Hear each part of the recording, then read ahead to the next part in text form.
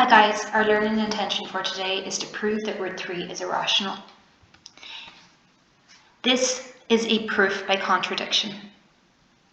That means that we are going to state that root 3 is rational and prove that this is not true. To do this, we state that root 3 is a rational number and therefore can be written in the form of a over b, where a over b is written in its simplest terms, i.e. has its highest common factor of 1. So we are going to assume that root 3 is a rational number, therefore root 3 will be equal to a over b, and the highest common factor between a and b is 1. And we are going to prove that this is not true by showing that the highest common factor of a and b is a value greater than 1. So we start off by stating root 3 is equal to a over b and square both sides of our equation.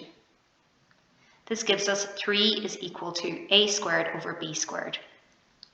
Remember what we're trying to do here? We're trying to show that the highest common factor between a and b is a value greater than 1.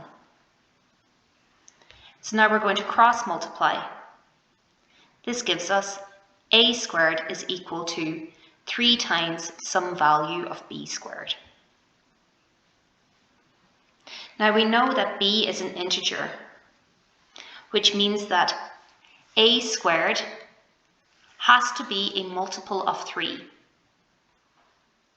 which means that 3 divides into a squared. So if a squared is a multiple of 3, 3 also divides into a squared. If 3 divides into a squared, then 3 will also divide into a, which means that a is 3 times some value k, for which k is an integer. This means that your value of a is 3 times some number. We then substitute in 3k for a. This gives us 3k squared equals 3b squared. Multiplying this out gives us 9k squared equals 3b squared. Solving for b, we have b squared is equal to 3k squared.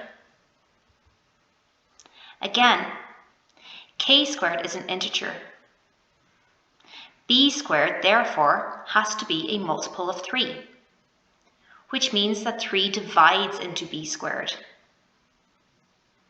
Therefore, if 3 divides into b and 3 divides into a, the highest common factor between a and b is in fact 3.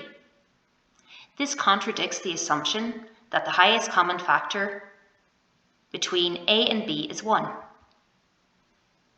QED. Therefore, you have proved that root 3 is irrational.